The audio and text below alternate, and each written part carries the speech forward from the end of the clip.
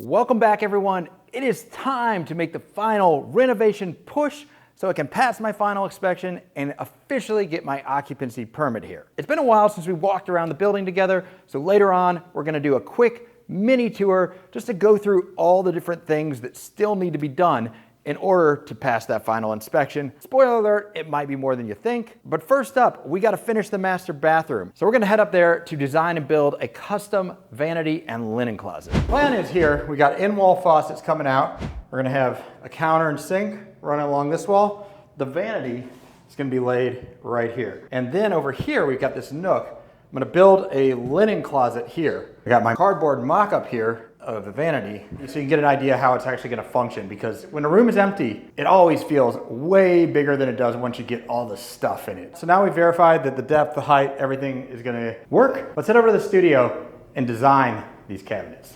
So over here, we have the model that I've come up with. It's kind of a rough sketch, but should give you guys the idea. So the one feature I wanted to point out here is the concrete top extending through the shower glass and into the shower. And the design modification we got to make to have this concrete top that extends into the shower is adding a 4-inch section to the side of the cabinet that will actually protrude into the shower through the glass. And the plan is to wrap that in some hardy board, red guard, and then put a concrete panel on top of the front section underneath that extending shelf so that the section of the cabinet extending into the shower will be waterproofed. By the way, the sink design here isn't what we'll be going with. We'll be doing that in the next video. I just threw this in to get a rough idea. So with that background, let's head down to the shop and start cutting this all out on the CNC.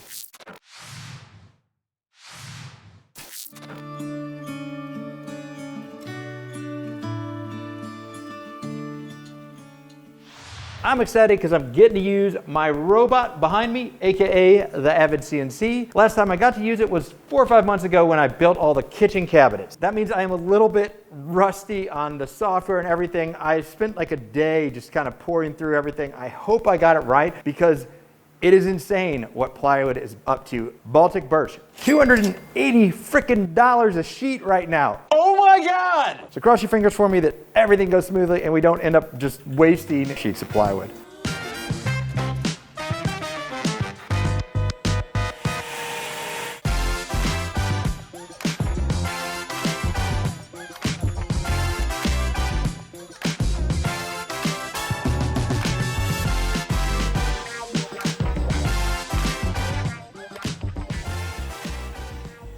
The first 2 passes are done.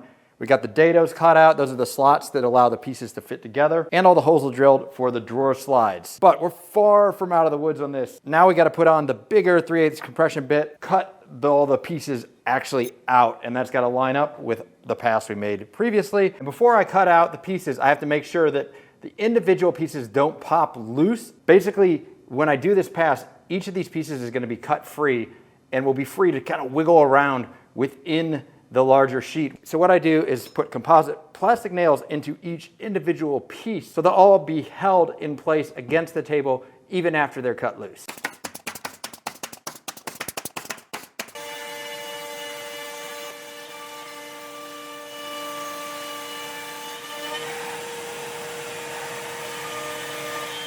All right, I think you guys gave me good luck. I think it looks good so far. We won't know for sure until we assemble it all, but yeah, I think it is okay.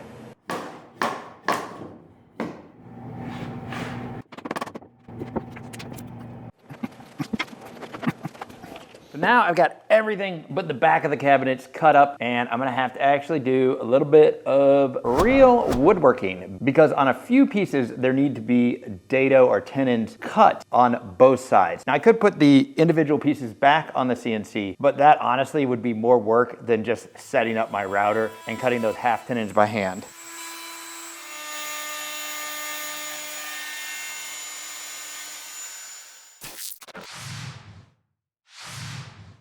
I think it's a good time now to do a quick mini tour to just show you guys everything we've got in store to finish off the renovation. And by the way, when I say finish, I mean do everything I need to do in order for final inspection. Final inspection is necessary in order for me to get the official rezoning of this from a commercial building into a mixed-use building and have my formal occupancy permit. So first thing, walking over here, there are just doors everywhere in the workshop. I got trim carpenters that need to come install all the doors, a bunch of them upstairs, coat closet, master bathroom closets, guest bedroom closets, lots of doors still to install, but I'm gonna have some folks do that for me so I can do other more important things. Also, while we're in the garage, you guys have been asking about the ceiling and how horrible the plaster looks. While it's not necessary in order to pass the final inspection, I'm hoping to get someone in here to repair the ceiling in the garage in the next 3 or 4 months because, well, you guys keep reminding me about that, so I'm listening. Next up on the list is in the workshop.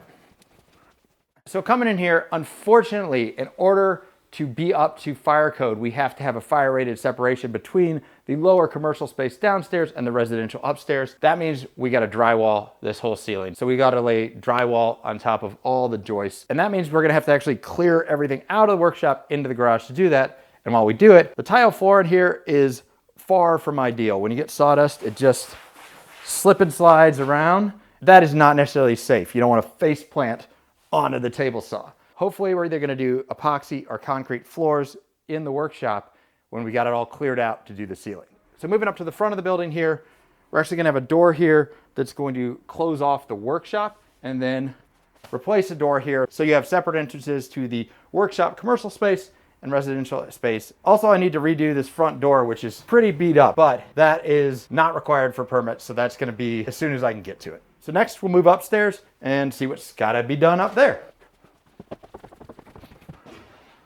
So as we're coming upstairs, you guys probably noticed a few things. First up, that hallway was super dark and unfinished. We got to put in the drywall, put in the electrical, put in lighting down there in order to get it done. Second thing, the staircase. It is super beat up and disgusting. I've just got to rip that whole staircase out and rebuild it. And I think I'm going to do concrete stair treads. Leave a comment if you want to see concrete stairs in a video. Lastly, you saw those buckets at the top of the stairs. Well, whoever did a bunch of shoddy work on this before it was abandoned, they put in a new door going to the exterior of the roof, but they put it in backwards. So it actually drains inside. So I'm just gonna have buckets there catching the water until I get my finished carpenter guys to come back and do everything else they need in order to finish the building. The penthouse room that leads to the roof is still unfinished, so we gotta get guys in here to put all the drywall and finish off that room. And of course, there's just organizational stuff. Over here, well, there's still bunches of stuff that I haven't unpacked. So we're gonna need to take care of all that so that this can not look like a modern kitchen, living room / storage area. Obviously, there's also tons of opportunity in here to do some like built-ins, home movie theater, cool dining area setup, built-in cabinets. But those projects are gonna be for after we quote unquote finish the renovation and get the final inspection. So now we're gonna head to the back half with the bedrooms. So obviously we're gonna need some doors on the coat closet, and then up here, doors on the mechanical room. And then moving down the hallway, the last major space after we finish the master bathroom is the powder room, which is in here. So it's a small powder room, and honestly, I wanna make it cool, but I just gotta get this done. So the plan is to just really quickly get some finishes in here, buy a vanity, buy a toilet, do the floors, get it done so we can get the inspection done, and then I can take my time down the road to actually kind of do a half bath renovation and make it look really cool. Then we're going to move across the hall and into the master bedroom. This is reality non-stage. We're just walking around the building. I rolled out of bed. I didn't even make the bed this morning. I'm sorry, guys. Forgive it. We'll have a reveal tour eventually. This is pretty much done as it needs to be for final inspection. Obviously, I got to do some barn doors over on the closets. I'm going to do double barn doors on the bathroom here and build a really cool bed and sort of entertainment centers. I haven't designed those yet, so those projects are probably going to come down the road. And that brings us back to the master bathroom, which we're working on right now. Speaking of, we need to get back to it. But first, a quick message from this video's awesome sponsor, NordVPN. I've been working with and using NordVPN to protect my online privacy for over 2 years now. And recently, I heard a story that makes me very glad that I do. Another YouTuber who I'm not gonna name for obvious reasons, but who has a very large channel, over 1 million subscribers, had their YouTube account hacked and their channel completely deleted, wiped off the face of the earth. This is my absolute worst nightmare, so I want to do everything I can to protect myself, and that includes using NordVPN. Nord protects me by securing and encrypting my online activity on all my devices, including my computers and my mobile phone. Plus, Nord has some awesome new anti-malware features. Nord's threat protection will scan downloads and incoming data for malware, and when you're browsing the web, it'll scan URLs and block malicious websites. With these new anti-malware features, NordVPN has become more than just a VPN. It's now a powerful cybersecurity tool. And there are other benefits to NordVPN, like being able to spoof your IP address to appear as if you are virtually in a different country. When you're at home, you can virtually be abroad in another country, which can allow you to access streaming content that's not available in your home country. And when you travel abroad, you can spoof your IP address to virtually be at home so that you can take full advantage of all those expensive streaming services that you pay for.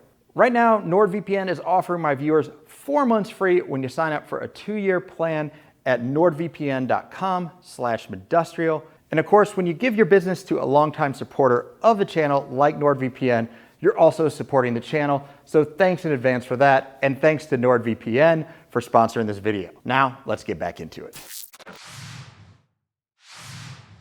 I've gone over the details of edge banding a number of times. Got the ROCKLER edge banding machine, which makes it super easy and actually a super relaxing, satisfying process. So when I did the kitchen cabinets in those videos, I gave lots of tips and tricks, went through the process in detail. Not gonna do that all again. Instead, cameraman Cam and I are gonna make edge banding cool and sexy, because slow motion and time lapse and good music will make anything sexy. Isn't that right?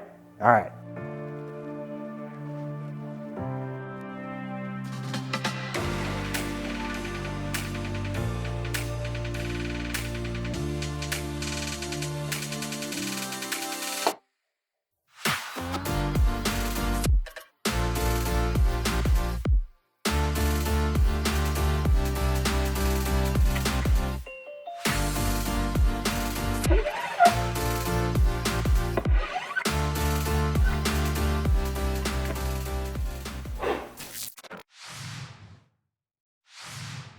Since the cabinet is going to be in a bathroom and it's going to be getting wet, we 100% have to make sure all the wood surfaces are sealed. And I'm going to be trying something new today using this ROCKLER HVLP sprayer with a little bit of my Total Boat Gleam varnish, which is a marine varnish. If it'll work on a boat, it'll work in a bathroom. I think it's going to be easier to do this when it's all assembled. If there's any spots I can't get to with the sprayer, I'll just come in with a brush. So bottom line, we're going to assemble it and then spray it.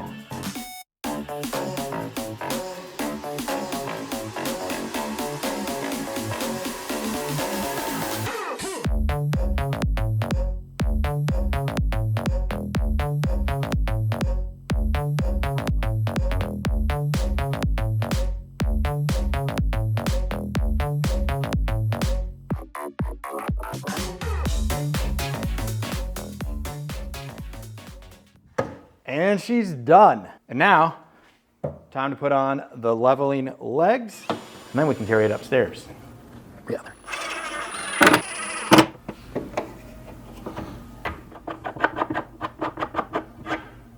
And now we can just do the same thing all over to assemble the linen cabinet.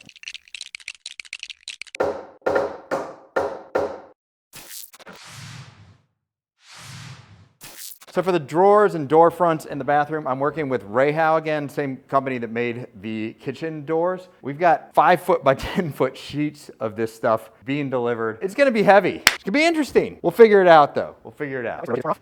Now get first.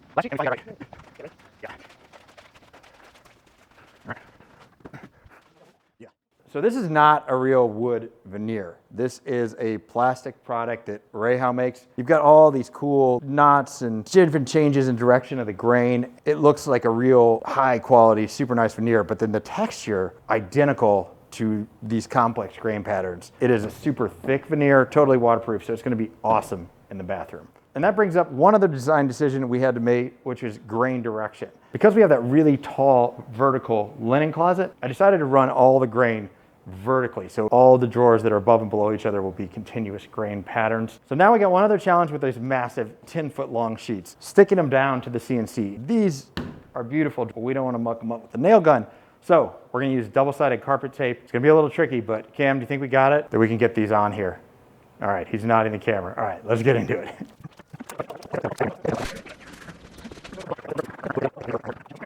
Okay, it's in. That's what she said. We're gonna cue the music. Ugh. Do a little break dance. Some moonwalking.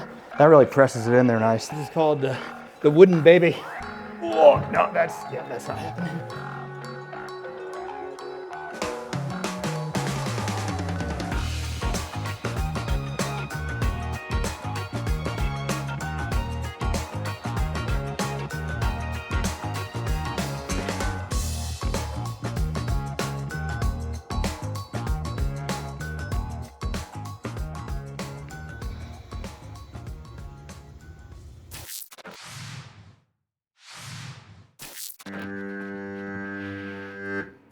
I used my CNC to make the drawer boxes in the same way I did for the cabinet carcasses, except that I used 1/2-inch Baltic birch plywood for the drawer boxes.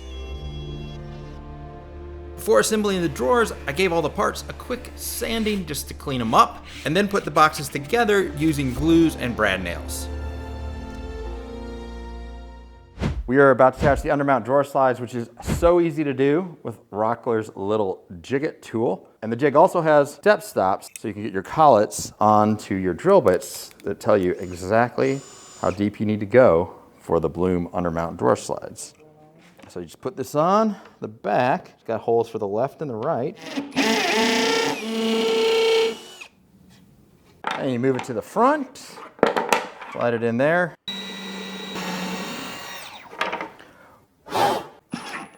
Right in there.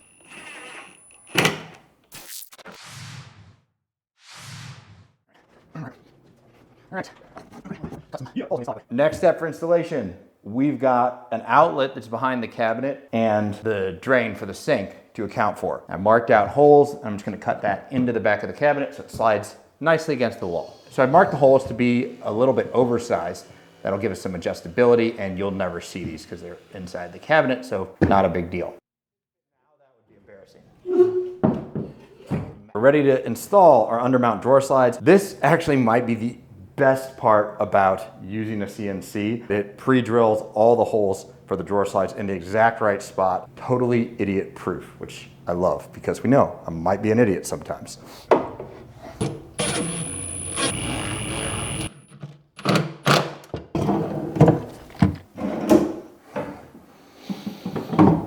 Back, you can get that on the next one.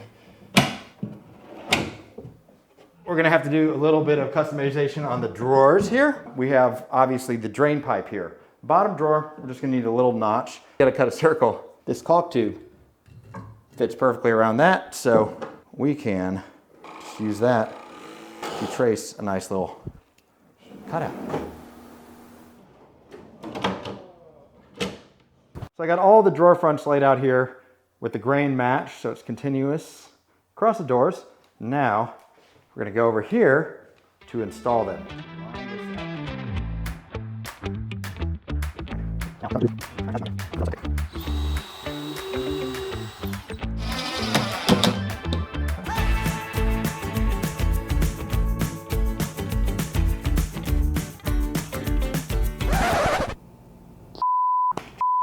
We got to rip this whole thing off the wall. The sink and the cabinet was centered over the in-wall faucets, and I just forgot about that factor of keeping everything aligned with the in-wall faucets when I had the idea of adding the shelf extending into the shower. Yeah, this looks like absolute I am not happy right now. All right, we're doing it, rebuild it. So in my frustration up there, I don't think I fully explained why I was so angry at myself. I did something honestly just boneheaded. With this design, you need 3 things to all line up and sort of be centered around the same point. You need the center of all the drawers, the center of the sink, which is gonna go right here, and then you need the center in between the 2 in-wall faucets to all fall in a center line. I designed this without that extending part, which I've now removed, going into the shower. And when I added that, I was like, oh, I'll just scoot the sink and the cabinets over, they'll stay lined up, it'll be no big deal. Except then it moved the center of the sink and the center of the cabinets away and out of alignment with the 2 in-wall faucets that were gonna be right here. And just looking at it up there, it looked awful like that. The only solution was to give up on the idea of having that feature of the countertop turning into the shelf inside of the shower and just basically chop this section off here, which I've done. Kind of disappointed that I don't have that, but I think it's the right decision. let's get this thing back upstairs and get on with the install.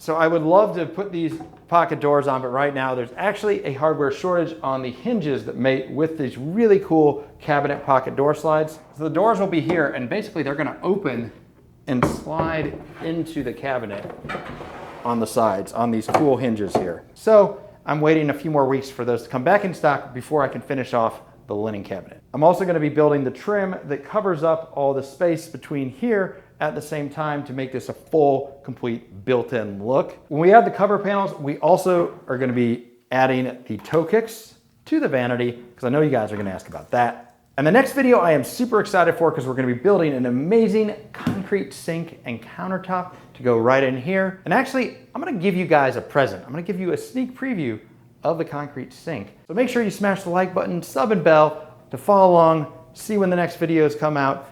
That's it for this time, and I will see you guys next time.